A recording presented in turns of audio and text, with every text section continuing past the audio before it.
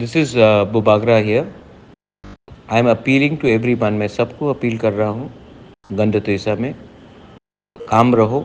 मैंने DGP police से बात किया है और उन्होंने मुझे अश्योरेंस दिया है कि जिन्होंने परमेश्वर रियांग को मारा है उनके खिलाफ सख्त से सख्त कार्रवाई होगा और उनको सज़ा भी मिलेगा।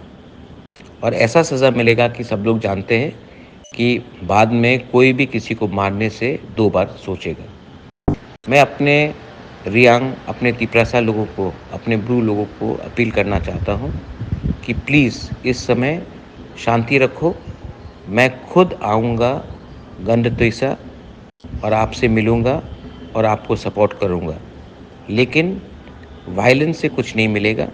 मैं खुद आ रहा हूँ, परिवार से मिलूँगा, उनको हेल्प भी करूँगा और आपको जस्टिस भी दूँगा, लेकिन अभी वायलेंस से कुछ नहीं मिलेगा।